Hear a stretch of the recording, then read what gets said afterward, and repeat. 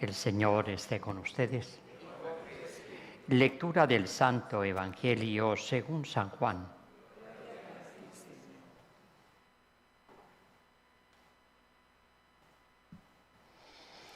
En aquel tiempo dijo Jesús: mis ovejas escuchan mi voz, y yo las conozco, y ellas me siguen, y yo les doy la vida eterna.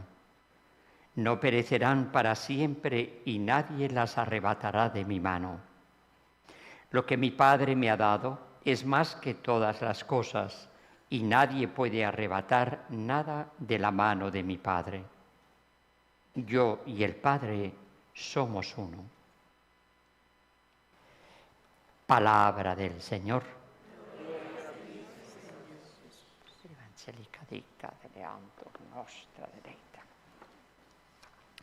Pues a veces cuando la Iglesia toma textos así, tan cortos, aparentemente tan fáciles de entender, todos hemos entendido lo que nos ha dicho, es cuando más hay que despertar, hay que estar, porque es ese estilo, como digo, donde se quiere dar a conocer verdades de tipo sobrenatural, pero hay que darlas en nuestra condición. Como yo puedo hablar de realidades que están por encima de mi naturaleza con mi propio idioma, que es dentro de lo que yo soy, dentro de mi naturaleza. Y ese es el problema de todo místico, que tiene la experiencia de Dios, pero luego no tiene palabras como poder expresar. Y a nosotros también nos pasa. Por eso muchas veces los artistas, ¿verdad?, pues tiran por la pintura, para poder expresar algo que no lo saben, no lo pueden poner en palabras, ¿no?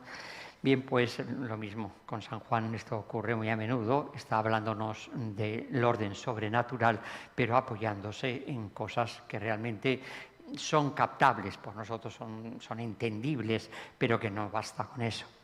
Ahora hay que, diríamos, como sumergirse en todo el contenido que sobre eso nos dice prácticamente toda la revelación.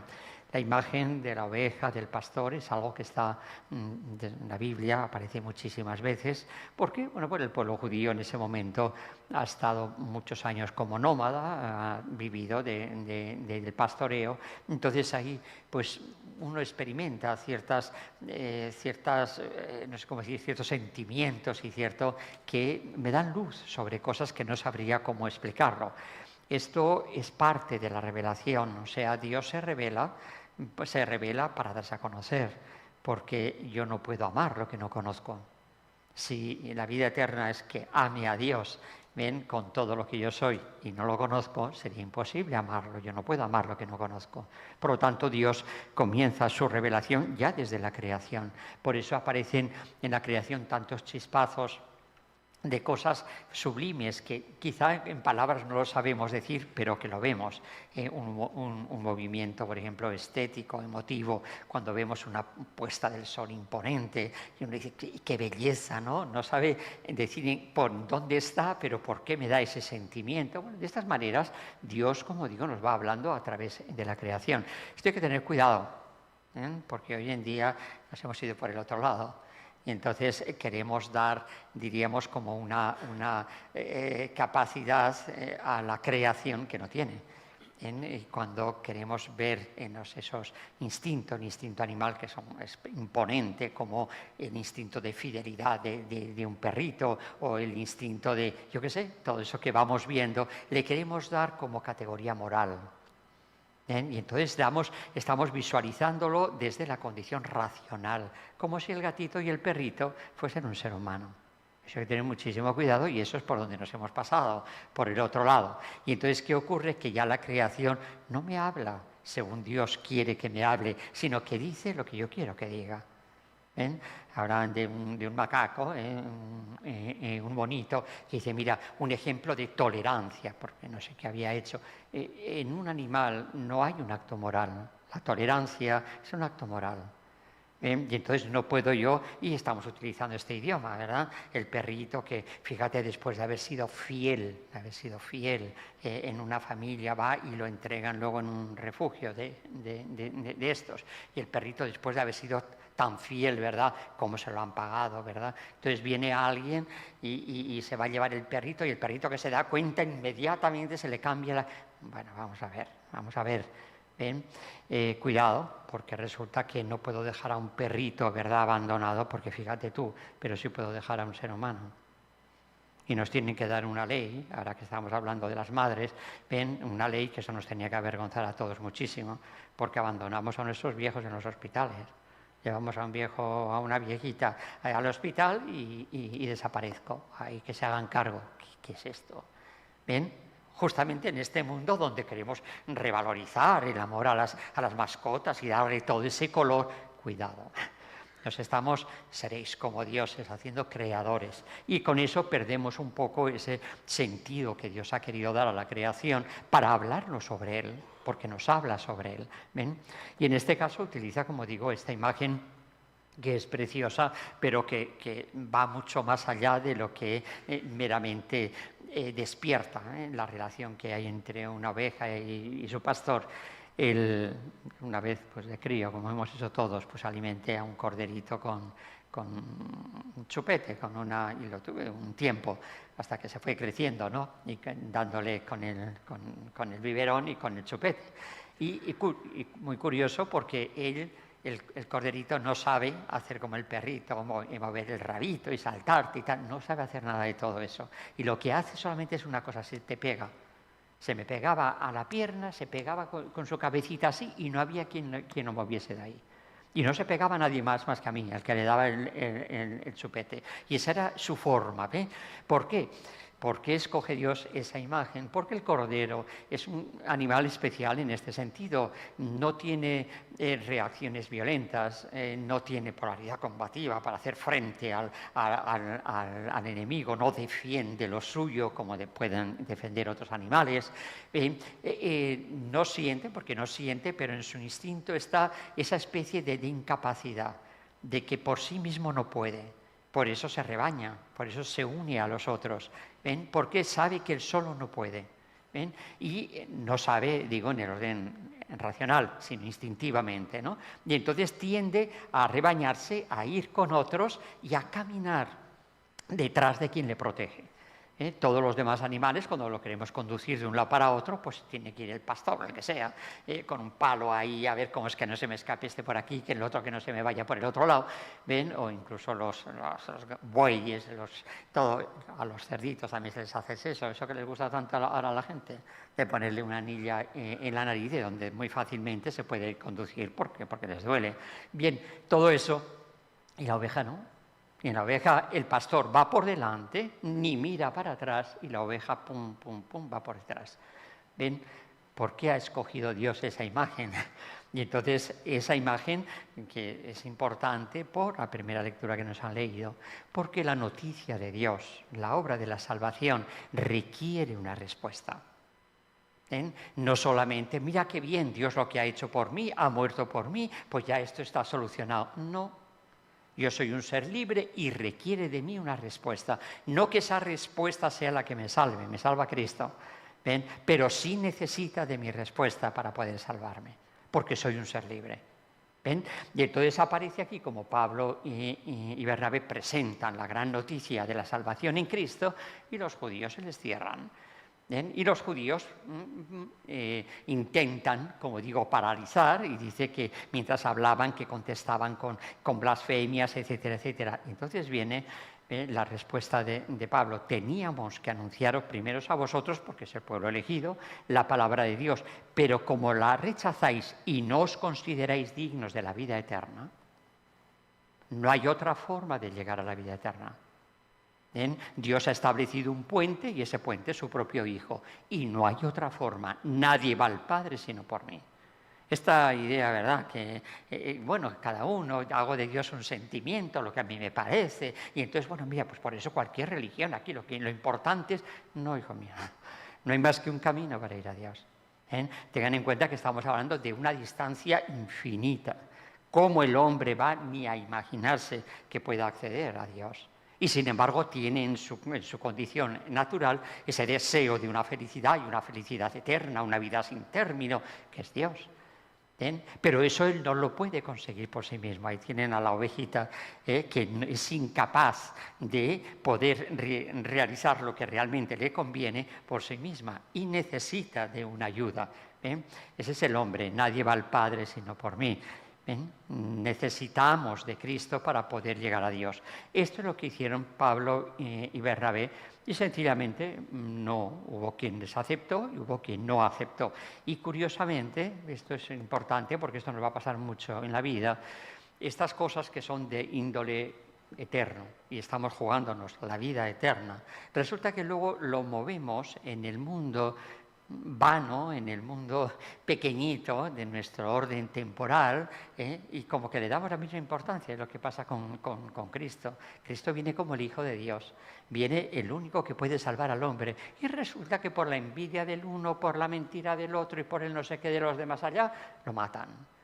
Entonces, como que no hay diríamos, no estamos en el mismo nivel. San Juan Bautista, un predicador que está disponiendo al pueblo judío, que está esperando desde siglos atrás al Mesías, y porque una niña dice, quiero la cabeza de Juan Bautista, la cabeza de Juan Bautista ahí.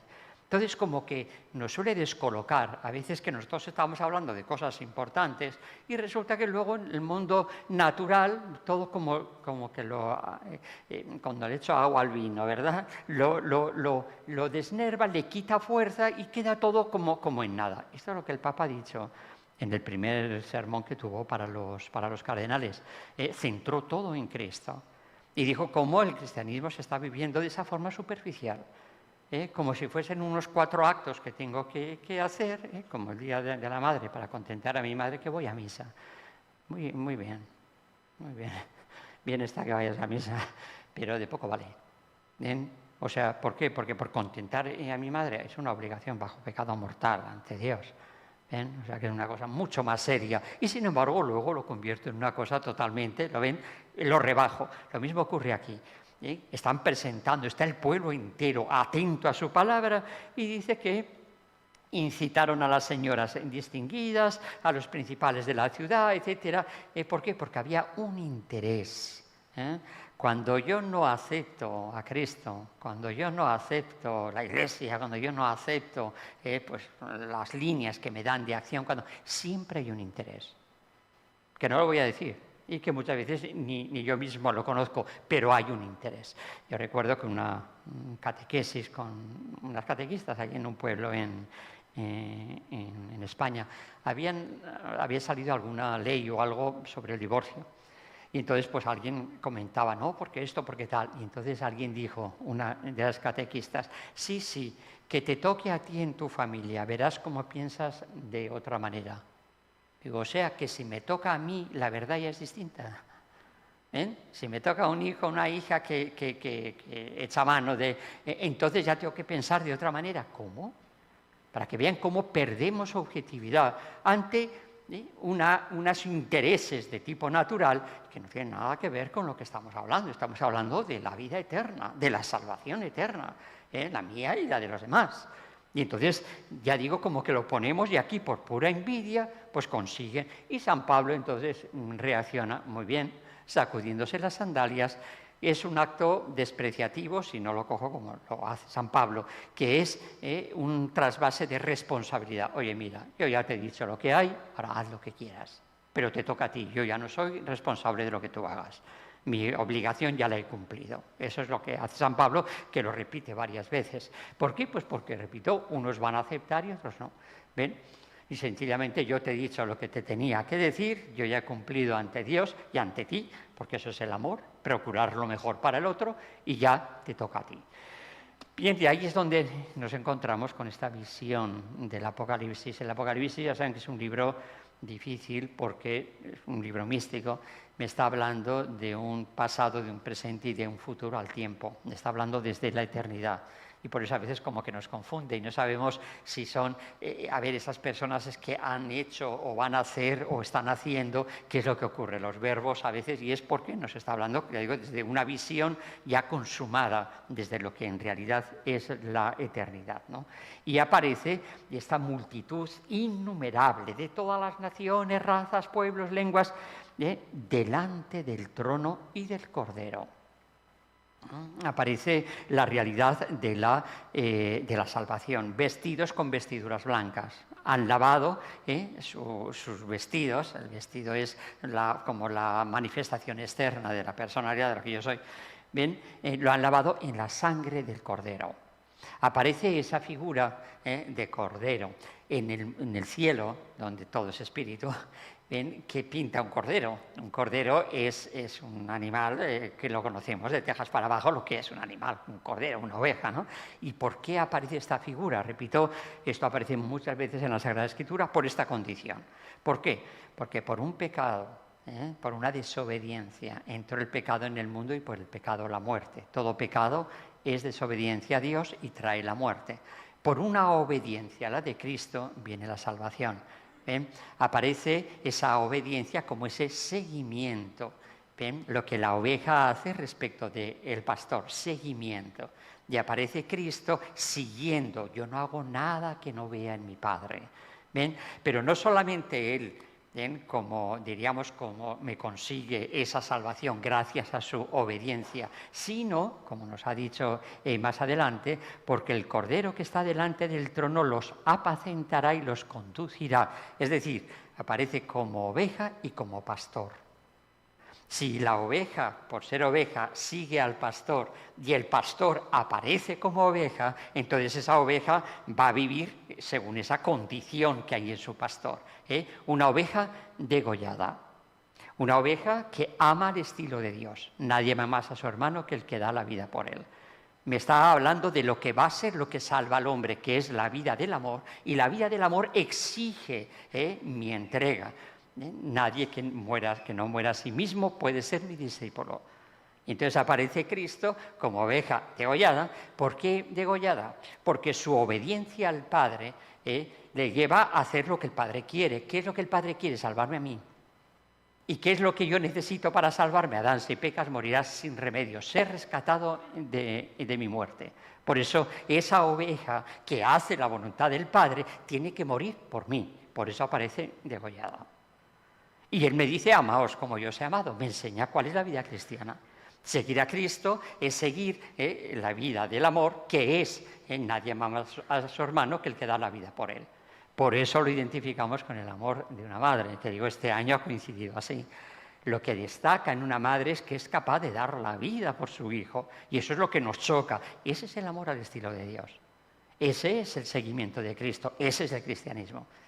¿Ven? Por eso de que ya Él murió por mí, y ya, ¿verdad? No, Él murió por mí y ahora es mi pastor, el que me conduce, por lo tanto, el que me lleva por esa vía para poder llegar a la plenitud de la resurrección. Yo me salvo y yo llego a Dios en Cristo Jesús. A Dios no puede entrar nadie si no es a través del Hijo. ¿Bien? Entonces, por eso yo necesito vivir mi experiencia en el Hijo, y la experiencia del Hijo es la del Cordero degollado. De esa manera está a la altura del Padre, está en pie delante de Dios. Lo que le realiza a Cristo, siendo la segunda persona de la Santísima Trinidad, que ya era, por lo tanto, Dios, pero en esa recapitulación de la humanidad es precisamente haber vivido la obediencia a Dios hasta el extremo de dar la vida por nosotros, porque ese es el deseo de Dios. Dios quiere la salvación de todos. ¿Ven? Y eso es ahora, por eso ahora entendemos el texto que nos ha dado San Juan, muy cortito, pero que tiene que ser con todo esto, si no, no lo puedo entender. Mis ovejas escuchan mi voz. O sea, ¿en qué va a consistir ahora ser oveja? En escuchar su voz. Escuchar su voz es aceptar su camino. Yo soy el camino, todo el verdad que conduce a la vida. Mis ovejas escuchan mi voz. ¿Ven? Por lo tanto, como dice San Pablo, pero ya no yo, es Cristo quien vive en mí. Vivo de la fe en Cristo Jesús. Eso es escuchar la voz de Cristo. Y yo las conozco. Fíjense, al yo obedecer a Cristo, me conoce. ¿Qué significa conocer? Tantas veces lo hemos explicado cuando la encarnación, cuando el arcángel San Gabriel, le dice a María que va a tener un hijo. Ella dice, ¿cómo será eso? Pues no conozco varón. ¿Cómo que no conocía? Si estaba casada con San José. ¿Ven? Y no conocía a su papá, y no conocía a los hombres que vivían en Nazaret. Entonces, ¿qué significa eso de yo no conozco varón? ¿Bien? Es que esa palabra conocer es mucho más amplia. Es el conocer existencialmente. ¿Bien? Es con el entendimiento y con la voluntad. Cuando se habla del matrimonio, es la unión esponsal. La unión matrimonial, eso es conocer. Por eso ella dice, yo no conozco varón, porque ya tendría algún voto, algún plan con San José de que nos iban a unir. ¿Bien? Porque tampoco el ángel ha dicho que va a ser ahora mismo. Por lo tanto, es que ni ahora ni adelante tenían el plan de, a pesar de que estaban ya desposados, de unirse esponsalmente. ¿Ven? Esa es la virginidad de la Virgen María y de San José. Y entonces, en esa actitud, yo no conozco, esto es aquí. Mis ovejas escuchan mi voz y yo las conozco. Es decir, yo estoy hecho un uno con ellas. Es la unión esponsal. Y la unión esponsal es la que traslada lo mío tuyo y lo tuyo mío. Y dice, ellas me siguen y yo les doy la vida eterna. Porque yo soy la vida. Por lo tanto, yo la vida eterna, la consigo por esta unión esponsal con Cristo. No es algo que se me da desde fuera, como si el camino fuese opcional. Yo puedo llegar por otro lado. Yo no puedo llegar por otro lado. La única forma de poder entrar en conexión con Dios, que es la vida, es en el seguimiento de Cristo.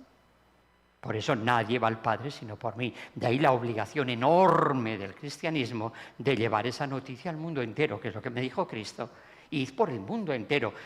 Bueno, oye, cada uno por su religión. Que no. Yo y el Padre somos uno, no hay más. Por eso les digo, cuidado con la revelación, porque la tomamos. Hoy en día esto es una característica, cualquier persona te viene a preguntar algo, lo que sea, ¿no? Y entras como en una discusión de sordos. ¿Por qué? Porque si yo voy con todo el bagaje de la Sagrada Escritura, más la tradición, más lo que la Iglesia en su magisterio dice sobre eso, más todo lo que los santos padres dicen, el otro viene sin nada, sino porque a mí me parece. Y dice, bueno, entonces no podemos entrar en discusión. Eso estamos viéndolo continuamente. O sea, sin ninguna preparación, ni filosófica, ni teológica, ni nada de nada, porque a mí me parece, y te vienen a discutir. Y dices, pero bueno, ¿en qué apoyas tú eso que a ti te parece? No en nada, en que a mí me parece. Oye, no, es que las cosas son mucho más serias que todo eso. Precisamente eso es lo que le dijo Jesús a los fariseos. Vosotros sois hijos del diablo, nosotros somos hijos de la libre, sois hijos del diablo, porque sacáis de lo vuestro. No estáis abiertos, la humildad, a la verdad, sino que sacáis de lo vuestro, lo que a vosotros, y ese es el pecado precisamente, eso es lo que hizo Adán y Eva, y eso es lo que hacemos todos cuando pecamos. ¿Ven? Por eso, textos muy sencillos, pero que sin humildad, la humildad es la condición que nos abre a la verdad, es imposible interpretar, no puedo entender. Por eso los judíos ese encontronazo contra, mientras que la gente sencilla lo aceptaba, no porque supiesen menos, sino porque estaban abiertos a la verdad. De ahí que tenemos discusiones interminables que no sirven para nada. ¿Por qué? Porque es que a mí me parece, bueno, a ti te parece, pero ahora tráeme dónde has apoyado todo eso, ¿no? En los libros abajo suele haber un montón de letra pequeña donde pone de qué textos ha tomado esto, de qué, en caso de lo religioso, de qué Santo Padre, de qué no sé qué, de qué concilio, de qué tantas cosas para que yo pueda decir ahora esto. ¿Ven? Yo vengo con otra cosa porque a mí me gusta y porque a mí me parece. No tiene peso para poder entrar en el diálogo. Ese es el gran problema y eso es lo que decía ahora Juan Pablo II, León XIV. Dice, cuidado, porque estamos viviendo un cristianismo tan superficial, separado de la revelación. Como si la revelación, la Iglesia, el magisterio, la tradición, no tuviese ningún peso, sino lo que a mí me parece. Hombre, no.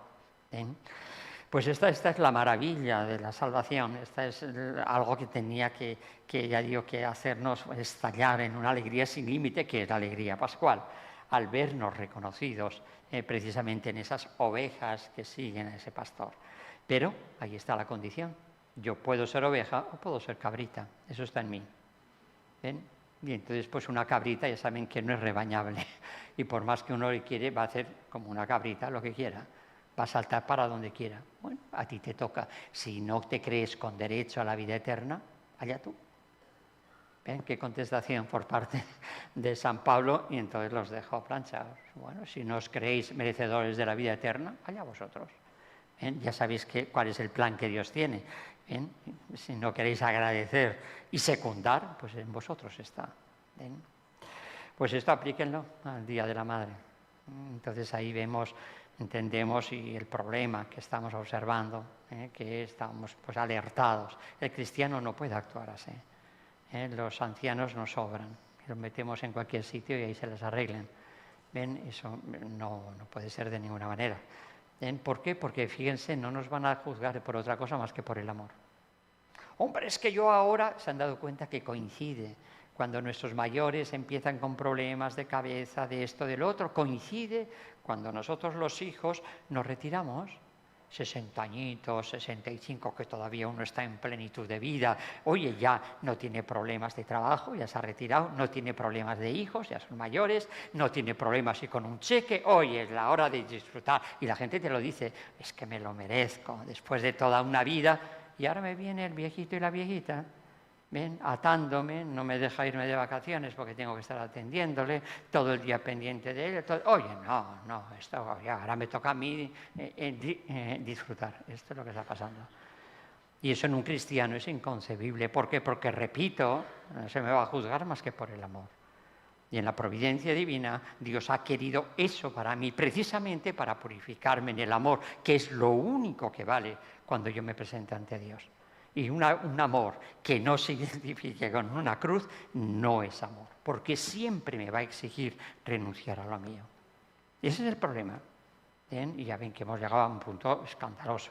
O sea, que ya digo que en un Puerto Rico, que somos 4 gatos, que tengan que hacer leyes para decir, oye, que no me dejes aquí un viejito y que no te lo lleves. ¿Pero en qué estamos? ¿Ven? Y luego que los que aquí se dedican a hacer caridad, aquí en el santuario, piden que encuentren cada cosa. Me dice, es un abandono, y yo no sé qué miles son ya, un abandono tremendo. ¿Ven? Pero ¿qué nos ocurre? Y luego sí, tocaremos mucho la pandereta y mucha alabanza al Señor y mucho, sí. Ven, eso no es lo que nos conduce a Dios, eso no es el camino del crucificado, que es el del amor. Y eso es lo que hoy tenemos que examinar, a ver cómo está, cómo ha sido, ¿ven? Y cómo ha de ser.